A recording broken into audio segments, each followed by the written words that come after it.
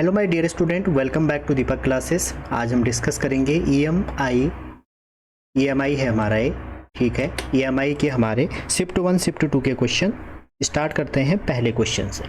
करेंगे square loop है जो हमारा 15 सेंटीमीटर जिसकी साइड है, और पूछ रहे हैं कि अगर हम इसको राइट को मूव करें, आपको दिया हुआ है, अगर आप देखें कि आपको दिया हुआ है एक स्क्वायर लूप दे रखी है हमें ये, ठीक है। इसको आप मूव कर रहे हैं, ये आपकी वेलोसिटी है, और जो मैग्नेटिक फील्ड दिया है आपको वो दिया है क्वेश्चन में ही इन्होंने लिखा हुआ है, ये मैग्नेटिक फील्ड दिया है क्रॉस में, ठीक है।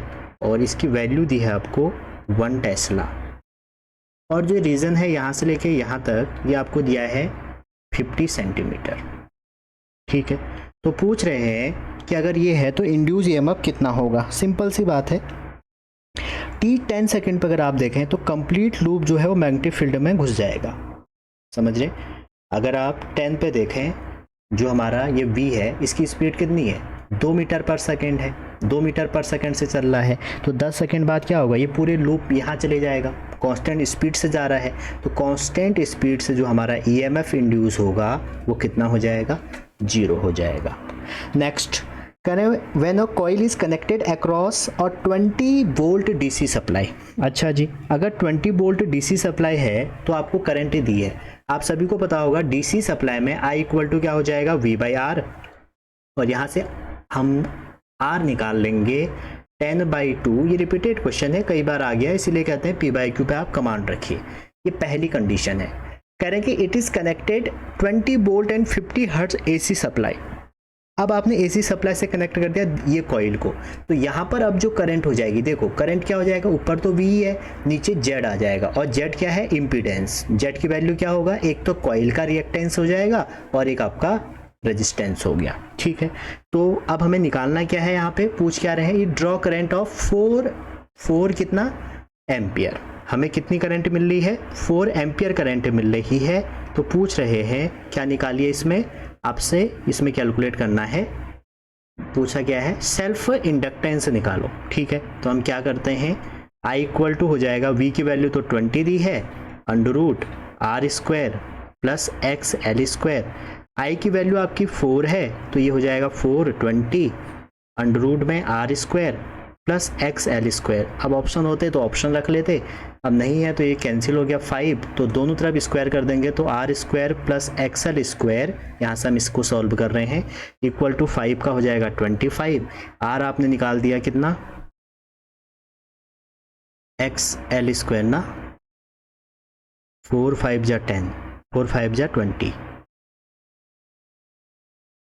तो R हमारा कितना आया था 5, इस हिसाब से XL कितना आएगा, XL हमारा, अच्छा हमने गलत कर दिया कुछ, ये हमें दिया है पहले केस में, हमें दिया था, ये गलत हो रहा है कुछ, तो कैंसिल ही हो जाएगा ना, नहीं तो पहले केस में हमको दिया था 20 और हमें करंट दी थी 5, तो ये 4 आ रहा था, तो यहाँ 4 रख देंगे तो आ जाएगा 16, क्योंकि XL 0 कैसे हो जाएगा ना, 25, तो ये उधर जाएगा, तो XL की वैल्यू कितनी आ गई, 3 आ गई, ठीक है। अब XL 3 आ गया, तो यहाँ से आपको पता होगा, थोड़ा सा AC लगेगी यहाँ पे, XL इक्वल टू कितना होता है, XL इक्वल टू यहाँ पे कर लेते हैं, XL इक्वल टू ω/L होता है, मैं L ही तो निकालना है, ये XL इक्वल टू ω/L होता है, कैपेसिटिव रिएक्टेंस, तो L इक्वल टू क्या हो जाएगा, L इक्वल टू हो जाएगा XL/ω, और आपको बता दूं ओमेगा की वैल्यू होती है 2πf, f है फ्रिक्वेंसी, तो L की वैल्यू हो जाएगी XL/2πf। तो XL की वैल्यू आई है 3, ये रख दो, F इन्होंने दिया है आपको 50, और सॉल्व कर देंगे तो आ रहा है 10 मिली हेनरी। नेक्स्ट क्वेश्चन में चलते हैं। कह रहे हैं कि स्क्वायर लूप है PQRS जिसके पास टर्न दिए हुए हैं, इसका डायग्राम दिया है आपको, ये आपको ऐसे मैग्नेटिक फील्ड दिया है, और इसके बीच में हमें क्या रखी है, हमने एक स्क्वायर, ऐसे एक स्क्वायर क्या रखी है, कॉइल रखी है, ये V है, ठीक है। PQRS इंडक्शन से आसानी क्वेश्चन बनेंगे हमारे। तो पूछ रहे हैं कि अगर इसमें स्लोली हमको इसको बाहर निकालना है, B दिया है, तो वर्क डन कितना होगा इसको पुल करने में, ठीक है। अब आप देखिए जो हमारा वर्क डन निकलेगा, वैसे तो फॉर्मूला आना चाहिए, जो हमारा ईएमएफ होगा, ईएमएफ कितना हो जाएगा, ई इक्वल टू होता है मोशनल, क्योंकि हम जब भी मोशन करेंगे ना बी एल वी होगा। अच्छा जी, बी एल वी, लेकिन एन टर्न का कितना हो जाएगा, एन बी एल वी हो जाएगा, एन बी एल बी हो जाएगा। आपको क्या निकालना है, वर्क डन। तो आप सभी जानते हैं करंट होता है ई बाई आर, तो ई बाई आर का मतलब हो गया n b l v by r हो गया, तो करंट भी आ गई। ठीक है, तो आप फोर्स अगर देखें तो फोर्स होता है बी आई एल। ठीक है, मोशनल ईएमएफ में बी आई एल, आपको फॉर्मूला पता है ना, तो आप डायरेक्ट भी लगा सकते हैं, हम वहाँ तक जा रहे हैं जिसको नहीं पता है। अब हम वर्क का फॉर्मूला लिखेंगे, फोर्स इंटू डिस्प्लेसमेंट, एफ है, एल लेंथ हमने इसका अगर डिस्प्लेसमेंट किया है तो ये हो गया। अब आप इसमें वैल्यू रख दीजिए, तो ये हो जाएगा एफ की एन स्क्वायर, ठीक है, और b square l cube over r, और ये हो जाएगा एल ओवर टी, क्योंकि एरिया भी रख दिया ना, एरिया एल स्क्वायर हो गया। सबकी वैल्यू पुट कर दो, आंसर आ जाएगा, सब कुछ दिया है। नेक्स्ट कह रहे इन अ कॉइल, अब बताओ ऐसे क्वेश्चन आ रहे हैं, इन अ कॉइल करंट चेंज हो रही है कहाँ से, -2 से +2, कहाँ पर, 0.2 सेकेंड में। तो कह रहे हैं कि ईएमएफ अगर इतना है तो सेल्फ इंडक्टेंस कितना होगा। फैराडे लॉ आपको पता होना चाहिए, -L चेंज इन करंट, या आप जरूरी नहीं है आप डेल्टा लिखो, आप DI भी लिख सकते हो। ठीक है, आप DI भी लिख सकते हो, डेल्टा भी लिख सकते हो, ये आपकी मर्जी है, जैसा क्वेश्चन आपसे कहेगा वैसे आपको ये लेना है। ठीक है, अब EMF आपको कितना दिया है, आप मॉड ले लो, इसका पूरे का मॉड ले लो, क्योंकि यहाँ मैग्नीट्यूड की बात हुई है, मॉड ले लेंगे अगर, तो हमारा E तो दिया है आपको 0.1 वोल्ट, तो 0.1 E हो गया इक्वल टू L शायद हमें निकालना है। अब करंट में डेल्टा ई चेंज कितना होगा, देखो यहीं पर गलती होती है, देखो -2 से 2 में हुआ है, चेंज कहाँ हुआ है, -2 से 2 में, तो हमें फाइनल माइनस इनिशियल करना है, तो -2 करोगे तो चेंज कितना आ जाएगा, 4 आ जाएगा। ठीक है, और अपॉन में अब इन्होंने इसका तो दिया ही है 0.2, बस सॉल्व कर दो इसको आप सॉल्व करेंगे तो ये कितना आ जाएगा, L इक्वल टू आ जाएगा 0.1 इंटू 0.2 ओवर 4, तो ये आ जाएगा पॉइंट मतलब 5 mH।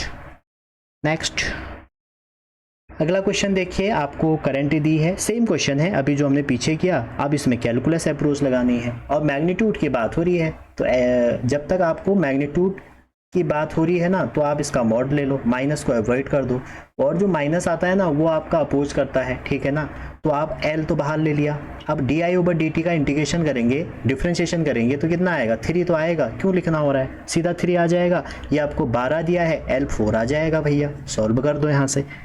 नेक्स्ट ये क्वेश्चन ना कई बार आया हुआ है, ये क्वेश्चन हमारा कौन सा है, ये NCERT में है। अगर आप जाएंगे, आपसे कह रहे हैं कि 2 कंडक्टिंग आपको क्या दिए हैं, लूप दिए हैं, एक A है और एक B है, और ये डायग्राम दिया हुआ है, कैसे दिया हुआ है वो आपको बना के दिखाता हूँ। एक लूप ये है, ठीक है, इसको मैं ऐसे बना देता हूँ, एक लूप और है, ये दूसरा लूप है। ठीक है जी, अब देखो है क्या, ये सोलेनॉइड का भी आता है क्वेश्चन, अगर आप बोर्ड वाले हैं तो आपने देखा होगा। तो आपसे पूछ क्या रहा है, बताया ये एक A है, ये एक B है, ठीक है, और ये इनका कॉमन सेंटर O है, इसकी जो रेडियस है वो A है, इसकी जो रेडियस है वो B है।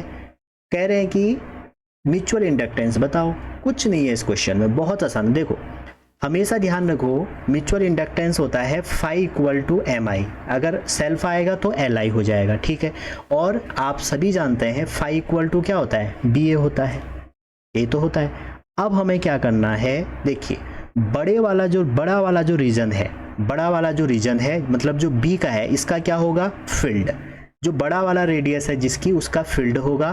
तो फील्ड कितना होगा बाहर वाले का, μ0I ओवर 2 पाई r, और r यहाँ पर क्या है, रेडियस B है, ये पाई नहीं आता, सॉरी इसमें वायर में पाई आता है, यहाँ पर पाई नहीं आएगा। तो ये फील्ड किसका है, आउटर वाले का। जब भी आपके पास एक क्वेश्चन आएगा ना, सोलेनॉइड आएगा, ये आएगा, तो आउटर वाले का फील्ड हो गया, और जो अंदर है उस पर क्या लगेगा, हमारा म्यूचुअल इंडक्टेंस। तो M इक्वल टू क्या हो जाएगा भैया, M इक्वल टू हो जाएगा, ये phi की वैल्यू यहाँ रख देंगे, अगर इन दोनों को सॉल्व करेंगे तो क्या आ जाएगा, BA over I equal to M। तो हमारा M हो जाएगा, B कितना है, B आपने निकाल दिया, μ0I ओवर 2B, ये तो बी है। एरिया किसका लगेगा, अंदर वाले का, ठीक है।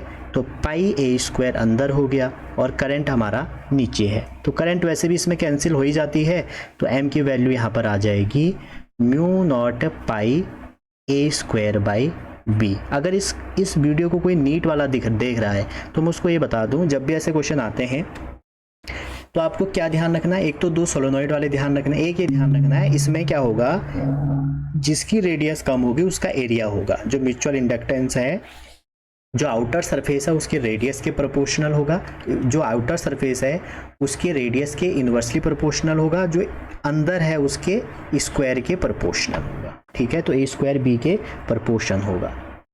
अगला क्वेश्चन है, एक रॉड है, कह रहे हैं कि 60 सेंटीमीटर है उसका और रोटेट कर रही है विद यूनिफॉर्म वेलोसिटी इतना, about it's perpendicular bisector in uniform field इतना, तो डायरेक्शन दी है ये। तो पूछ क्या रहे हैं इसमें, कह रहे हैं कि द डायरेक्शन ऑफ पैरेलल इतना, the potential difference between the two and. अच्छा, दो एंड के बीच में पोटेंशियल डिफरेंस पूछ रहा है। मान लो ये रॉड है, ये वाला एंड इसका बी है, ये इसका ए है और ये ऐसे रोटेट कर रही है, ठीक है।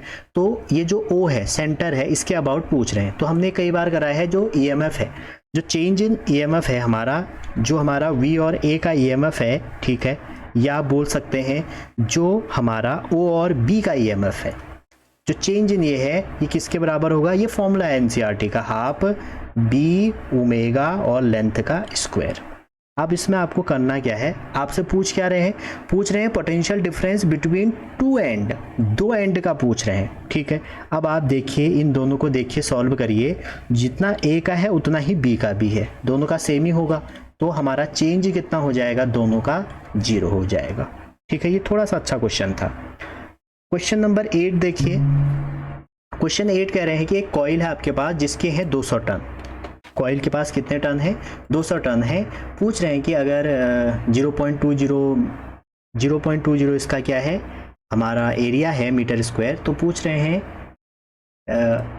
एट हाफ रिवॉल्यूशन सेकेंड में अगर इसको इतने फील्ड में रखा तो मैक्सिमम वोल्टेज जनरेट कितना होगा। सिंपल सी बात है, आप फ्लक्स जानते हैं, बी ए कॉस थीटा होता है, जब भी रोटेशन आएगा theta equal to omega t.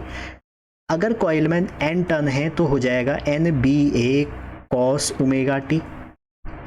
Rotation जब भी आता है, जब भी हम जनरेटर या इनके रोटेशन की बात करते हैं तो यही काम करेंगे, तो इसको डिफ्रेंशिएट कर देते हैं, तो n a b omega sine omega T.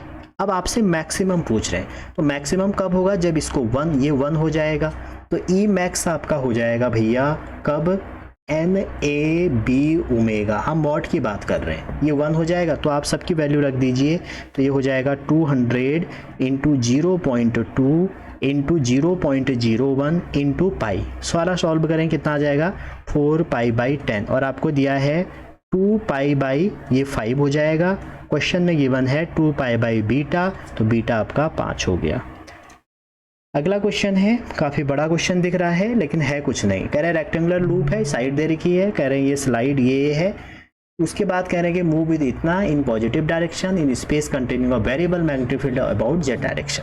The field has a gradient of इतना tesla along the negative direction, it is decreasing with time at a rate of इतना, if resistance of loop is इतना, तो power dissipate कितना होगा, ठीक है। तो power का जो फॉर्मूला होता है बच्चों, पावर का वैसे तो हमारा वी आई होता है, आपको पता ही होगा, लेकिन मोशनल ईएमएफ में जो फॉर्मूला होगा वो ई इक्विवेलेंट बाई आर, जो वी स्क्वायर बाई आर करते थे वो ई इक्विवेलेंट बाई आर होगा। अब इस क्वेश्चन में आपको क्या करना है, आपको क्या दिया है, जो ग्रेडियंट दिया है d b over d x, x direction में हम उसको निकालें तो 10 की पावर -3 10 की पावर -2 हो जाएगा, ठीक है। अब हम जब इसको सॉल्व करेंगे तो क्या आ जाएगा, डी बी इक्वल टू -10 की पावर -1 डी एक्स, ठीक है। तो कंडीशन देखो, ये ओरिजिन पे बी नॉट मान लेते हैं और एक्स डिस्टेंस पे बी एज्यूम कर लेते हैं, सेम यहाँ पे ओरिजिन पे 0 हो जाएगा, ये एक्स हो जाएगा। इसको सॉल्व करेंगे तो क्या आ जाएगा, इसको सॉल्व करने के बाद आ जाएगा b minus b naught equal to, क्या आ जाएगा, -10 की पावर -x, ये तो होगा। तो हमारा जो b की वैल्यू है, थोड़ा सा इन्होंने कैलकुलेशन करवा दी है, तो b नॉट हो जाएगा, b हो जाएगा b नॉट -x/10। अब यहाँ पर आप देखें, अगर डायग्राम बनाते हैं, डायग्राम कैसे बनेगा देखिए, ये हमारे कोऑर्डिनेट एक्सिस है मान लो, ये कोऑर्डिनेट एक्सिस है, ठीक है। अब यहाँ पर ये लूप है, मान लो ए, ये बी, और इसमें एक हमने ये बैटरी लगाई है सी, और ये आपका डी है, ठीक है। हमारा ये जो मोशन कर रहा था ये आपको क्वेश्चन में दिया था 5 मीटर पर सेकेंड, ये एक्स डायरेक्शन, ये वाई डायरेक्शन, और डेटा के हिसाब से ये जो लेंथ थी ये एल थी। अब आप इस क्वेश्चन में हमने बी तो निकाल लिया, अब अगर मोशनल ईएमएफ ए बी के अलोंग देखें, इस ए बी के अलोंग देखें तो कितना आएगा, मोशनल ईएमएफ 0 आएगा। वहीं अगर आप सी डी के अलोंग देखें तो ये भी 0 आएगा, इसके पैरेलल बन रहा है। सिर्फ और सिर्फ कहाँ आएगा, इस ए डी के अलोंग आएगा, और ए डी के अलोंग कितना आएगा, ए डी के अलोंग हमारा मोशनल ईएमएफ आ जाएगा बी नॉट एल वी, ठीक है। और हमने अभी भी निकाला है सब कुछ, तो ये हो जाएगा AD का, और BC का कितना आ जाएगा, BC का अभी हम कैलकुलेट करा था, तो हो जाएगा BLV। तो हम इसमें वैल्यू रख देते हैं, एक बार वैल्यू रख देंगे BC का, तो क्या आ जाएगा, B की वैल्यू रख दी हमने B नॉट, ठीक है, और वैल्यू क्या आई थी -x/10, तो x की वैल्यू रख दो यहाँ पे, x की वैल्यू आपकी है, इसको सॉल्व करेंगे तो माइनस में आएगा, तो ये हो जाएगा 12 × 10⁻²/10, ठीक है, और LV, इसको हम E2 ले लेते हैं, ठीक है ना। जो हमारी डिस्टेंस थी x की, वो अगर आप यहाँ से निकालेंगे BC के बीच में, यहाँ और यहाँ, ये जो डिस्टेंस है पूरा दे रखी है आपको, ये कितना है, ये आपका है 12.0 है, और ये 0 0 है, तो इसमें डिफरेंस करेंगे, इस साइड को ले जा रहे हैं तो -12 आएगा, तो हमने वो माइनस माइनस प्लस कर दिया। अब जो हमारा इक्विवेलेंट हो जाएगा दोनों का, वो कितना हो जाएगा, एक इन एक आउट, तो हमारा E2 - E1 हो जाएगा। तो दोनों को सॉल्व कर दो, ठीक है, दोनों को सॉल्व कर दोगे, अब आपका इक्विवेलेंट यहाँ से आ जाएगा, R उन्होंने दिया है, आप सॉल्व कर सकते हैं, ठीक है। नेक्स्ट, अब देखो ये अगला क्वेश्चन है, आपको फाई दिया है, फाई कितना दिया है, 5t² - 36t + 1, कुछ भी नहीं है इसमें, = dφ/dt करना है, ठीक है। और पूछा क्या है इसमें, करंट, तो I = हो जाएगा E/R। तो जितनी भी वैल्यू है कहाँ पर निकालनी है, 2 सेकेंड पे, तो आप रख दीजिए इसमें, ये आ जाएगा 10t - 36, आप इसमें 2 रख देंगे अगर, तो ये हो जाएगा 20 - 36, और 20 - 36 कितना आ जाएगा, 20 में से अगर आप 36 हटाओगे तो ये आएगा 16, मॉड ले लो, 16 हो गया, और 16 आपका हो जाएगा 8, तो आंसर आ जाएगा 2, ठीक है।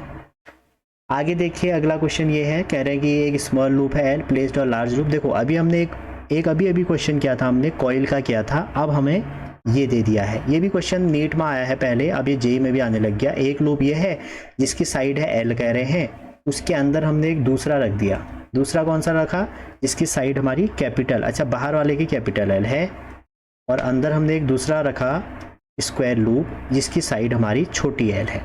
तो कह रहे हैं इनके कोप्लेनर हैं, सेंटर कोइंसाइड कर रहे हैं, तो वैल्यू ऑफ म्यूचुअल इंडक्टेंस इतनी है, तो कितना होगा। मैंने आपको अभी भी बताया था, सबसे पहले आप क्या निकालिए, फील्ड निकालिए, ठीक है। तो सबसे पहले फील्ड निकाल लीजिए, तो फील्ड किसका निकलेगा, आउटर वाले का, बी का आप फील्ड निकालिए, और फर्स्ट का आपको एरिया यूज़ करना है। तो जब आप म्यूचुअल इंडक्टेंस निकालेंगे M = 5/I होगा, तो 5 क्या होगा, B × A/I हो जाएगा, करंट तो दोनों में सेम ही है। तो आप जब B निकालेंगे ना, ये टास्क है, तो बड़े वाले का जब B निकालेंगे तो देखो यहाँ से कितनी डिस्टेंस पे होगा, ये पूरा स्क्वायर है तो LL डिस्टेंस पे होगा, तो LL होगा तो ये कितना होना चाहिए, L/2। तो आप इसको सॉल्व करेंगे, यहाँ से यहाँ इसकी डिस्टेंस लगाएंगे, तो ये 45 ये तो होगा। तो हमारा जो B होगा, उसको कैसे करेंगे, देखिए इसको मैं एक बार आपको ना वो बता देता हूँ, इसका देखिए आप, इसको एक डायग्राम यहाँ से सिलेक्ट कर लेते हैं। जैसे ये है हमारा, ये हमारा बड़ा लूप है, ठीक है, और एक हम जब छोटा लूप लेंगे वो ये आ गया,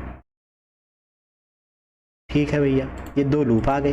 तो बड़े वाले का हमें क्या निकालना है, ये हमारी इसकी साइड दे रखी है L, ये L दे रखी है, और इसकी साइड L दे रखी है।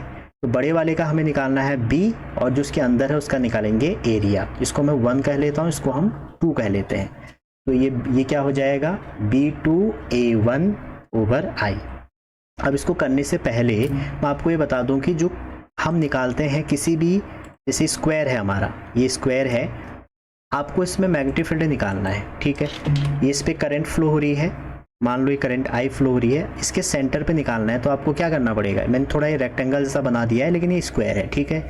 तो यहाँ से निकालेंगे, अगर इसकी साइड एल है स्क्वायर की, तो ये कितना हो जाएगा, ये हो जाएगा l/2 पहली बात, और ये एंगल कितना बनेगा 45। और इसके लिए फाइनाइट का केस आपको पता होना चाहिए, b इक्वल टू होता है μ0I 4πr साइन थीटा या φ1 प्लस साइन φ2, ये फॉर्मूला होता है।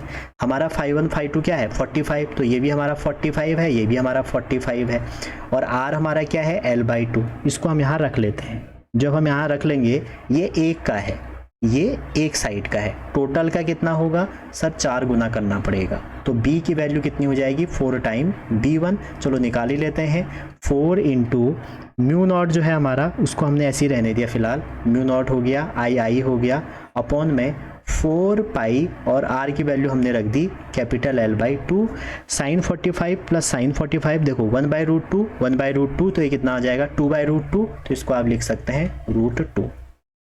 सॉल्व करते हैं अगर, 4 से तो 4 कैंसिल हो गया, तो ये आ जाएगा 2√2 μ0I/L हो जाएगा, ये b हो जाएगा। अब ये b हमने यहाँ रखना है, तो हमारा आंसर होगा 2√2, ये आपको आना चाहिए, तभी आप इस चैप्टर को अच्छे से कर सकते हैं।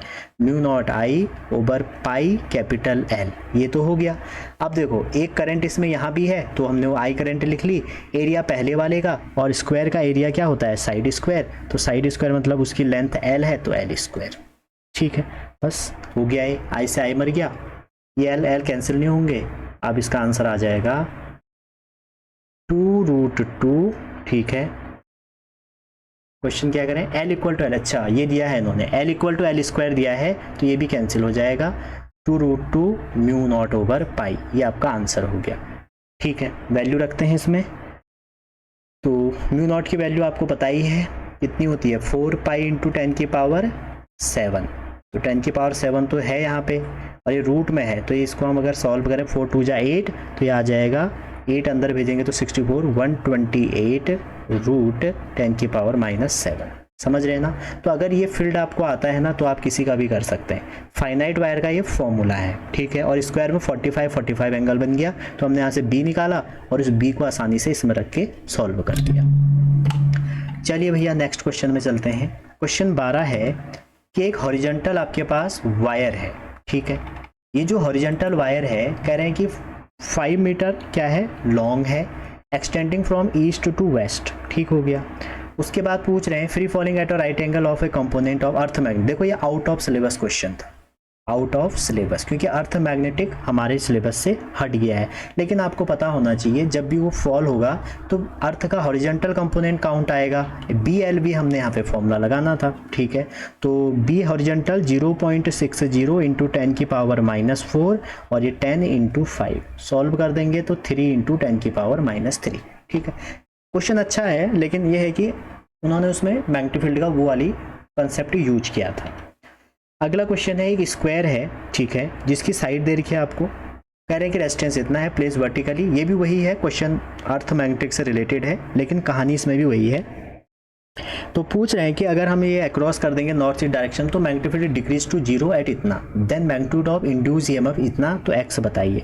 देखो EMF इंड्यूस EMF तो यही हो गया ना, change in magnet, change in flux over क्या हो जाएगा, चेंज इन टाइम, हमारा फॉर्मूला यही है। अब हम इसमें एरिया हमको पता होना चाहिए, अगर आप इसको देखें, ये आपकी डायरेक्शन हो गई, ये ईस्ट हो गया, ये वेस्ट हो गया, ठीक है, ये नॉर्थ है, ये साउथ है, तो ऐसे आपने रखा है, और एंगल कितना दिया है 0.7 सेट ओवर इतना ये दिया है इन्होंने 0.2 टेस्ला मैग्नेटिक फील्ड।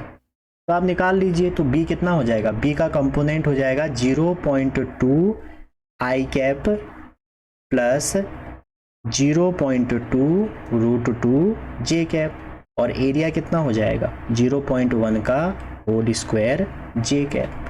बस अब इसमें आप रख दीजिए, फाई कितना हो जाएगा B.A, क्योंकि लास्ट में तो डिक्रीज 0 ही हो रहा है, और अपॉन में टाइम क्या है 1, तो आप इसमें वैल्यू रखेंगे तो आंसर आ जाएगा √2 इंटू 10⁻⁻3। ठीक है। नेक्स्ट 14 क्वेश्चन है, एक रेक्टेंगुलर आपके पास लूप है, 2.5 मीटर उसका लेंथ है और विड्थ है आपकी 2 मीटर। ठीक है, 60 डिग्री से रखा हुआ है। तो आपसे पूछा जा रहा है कि एवरेज ईएमएफ इंड्यूस कितना होगा। तो एवरेज ईएमएफ कई बार मैं आपको बता चुका हूँ, change in flux over change in time. अगर आप मैग्नीट्यूड की बात करें, change in flux over change in time. अब आपसे कह रहे हैं कि वो जो फ्लक्स है 60 डिग्री है, लूप रिमूव कर दिया। अगर रिमूव कर देंगे फील्ड तो जो हमारा फाइनल वाला है वो तो 0 हो जाएगा। फाइनल फ्लक्स कितना होगा, 0 हो जाएगा। आप देखो यहाँ माइनस प्लस की बात हुई है तो आपको माइनस के साथ काम करना है। ठीक है, तो आपने क्या किया, माइनस लगाया। ठीक है, अब जब फील्ड रिमूव कर देंगे तो फाइनल आपका 0 हो जाएगा। माइनस इनिशियल कितना होगा, इनिशियल देखो एंगल के साथ इन्होंने बात करी है तो BA cos थीटा यूज करेंगे। अगर एंगल के साथ बात नहीं करी है तो सिर्फ BA का बात करते हैं। और टाइम कितना दिया है, कितने टाइम में हो जा रहा है, कह रहे हैं 2.5 इतना 10 सेकेंड में, तो नीचे 10 हो गया।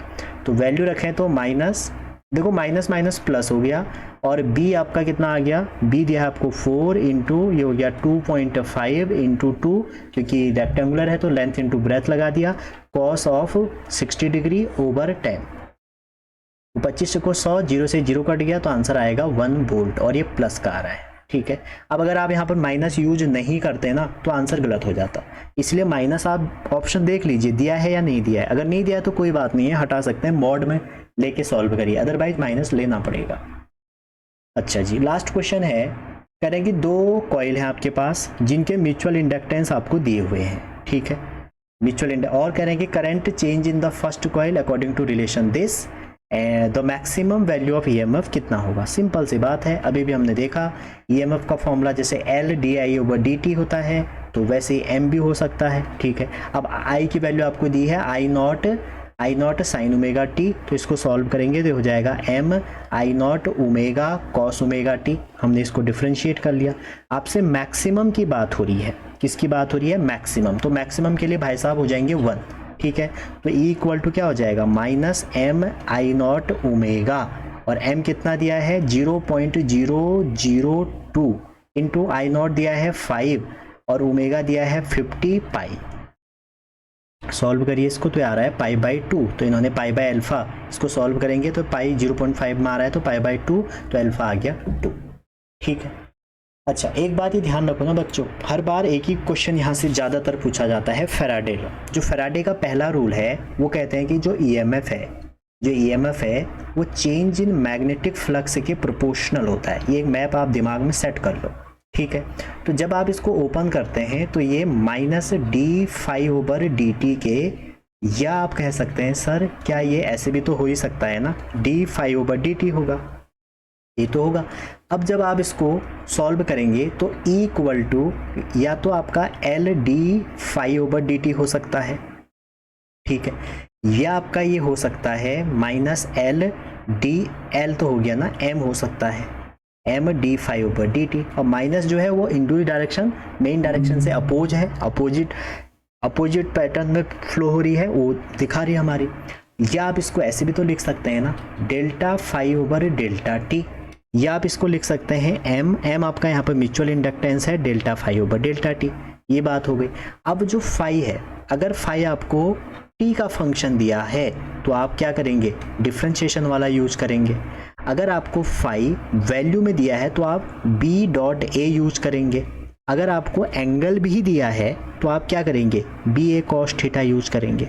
ठीक है ना, अगर आपको मैक्सिमम वैल्यू पूछ ली तो इसको डिफरेंशिएट करेंगे अगर फाई के टर्म में, तो कितना आ जाएगा, आपका आ जाएगा BA omega sine omega T.